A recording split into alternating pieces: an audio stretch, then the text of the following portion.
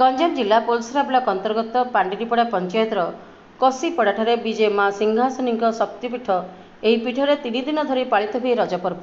ଆଜି ହେଉଛି ଦ୍ୱିତୀୟ ରଜ ବା ରଜ ସଂକ୍ରାନ୍ତି। ସୂଚନାଯୋଗ୍ୟ ଯେ ପ୍ରତିବର୍ଷ ପହିଲି ରଜଠାରୁ ମାଙ୍କ ପୀଠରେ 3 ଦିନ ଧରି ରଜ ପର୍ବ ପାଳିତ ହୋଇଥାଏ। ଏହି 3 ଦିନରେ ମାଙ୍କ ଦର୍ଶନ କଲେ ମାଙ୍କ କୃପାଦୃଷ୍ଟି ପଡ଼ିଥାଏ ବୋଲି ବିଶ୍ୱାସ ରହିଥିବାରୁ ପହିଲି ରଜଠାରୁ 3 ଦିନ ପର୍ଯ୍ୟନ୍ତ ଗଞ୍ଜାମ ଜିଲ୍ଲାର ବିଭିନ୍ନ ଅଞ୍ଚଳ ସହିତ ଜିଲ୍ଲା ବାହାରୁ ମଧ୍ୟ हजार हजार मानसिकधारी श्रद्धालु आसी माँ दर्शन करने सहित मुंडन कर भोगराग लगे। आज सकाळ समय अपराह्न 5टा पर्यंत श्रद्धालु समागम लगी। चलित वर्ष प्रबल गरम सत्वे आज संक्रांति रजरे 50,000 ऊर्ध्व श्रद्धालु समागम होता।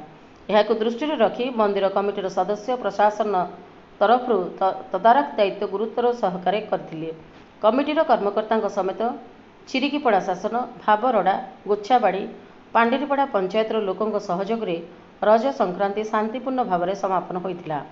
आज मंदिर परिचालना कमिटीर उपसभापति प्रभाकर पंडा और दीपक प्रधान माँ सिंहासनी शक्तिपीठ में पहुंची माँ दर्शन कर आशीर्वाद ग्रहण करने सहित रज पर्व शांतिपूर्ण भाव समापन करने मंदिर कमिटीर सदस्य मानक सह आलोचना कर दायित्वर सहित कार्य करते।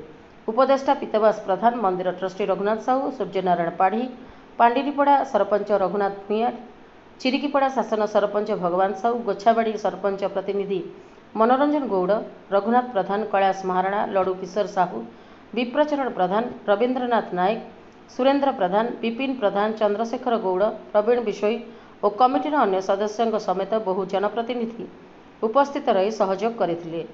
एसडीपीओ पुरुषोत्तमपुर, पोलसरा थाना अधिकारी कौशिक माझी, बीडीओ शशिभूषण महापात्र, तहसीलदार दीप्तिमयी पात्र, अन्य विभागर कर्मचारी माने उपस्थित रही सहयोग करने सहित आईन श्रृंखला नियंत्रित करथिले। एहा सहित अंचल बहु स्वेच्छासेवी संगठन उपस्थित रही मां कार्य में सहयोग करथिले। आज हूँ रज पर्वर द्वितीय पाली। आज माँ कहवा गले माँ सका 4टा मिनिट माँ मंगल आलती होता। माँ आलती सरला भक्त मान दर्शन करने छड़ा जाइथिला। बहुत दूर दूरांत लोक आसी था। प्राय रज 3 दिन धरी लक्षाधिक लोक भिड़ हुंती। मो ना प्रियंका नायक, आम आस्का बाबनपुर आसचु। माँ सिंहासनी पाखे आमर मानसिक थिबारु झीवर मुंडन करने आसलु एवं झीवर मुंडन होगला। माँ दर्शन भलसे होगला। बहुत खुशी लगुच माँ पाखक आसिक दर्शन होइतिबारु बहुत खुशी लगुच। देखो आज पर्वटा हूँ ओडिशार सबुठ सुप्रसिद्ध पर्व रज पर्व, जहाँकि आम प्रकृति माँ ऋतु पर्व आमर पर्वटी डेडिकेशन अच्छी आम उत्सर्ग अच्छी। सबु देवता देवती को पूजा कला बेले आम प्रकृति माँ को पूजा करूँ। आज दिन में ये 3 दिन धरी रज पर्व पालन हुए। नारी मानकर खुशीर पर्व यहाँ से मैंने खास कर पालन करती। माँ सिंहासनी पीठे खास करके माँ सिंहासनी पीठे जो आठगड़ अंचल समस्ते श्रद्धालु मैंने आसिक एकत्रित होती। बहुत दूर दूरांत श्रद्धालु मैंने आसिक माँ दर्शन करके जाती और पाखे मनस चिंता करके जाती और मानसिक पूर्ण होते आसिक मुंड टेक जाती।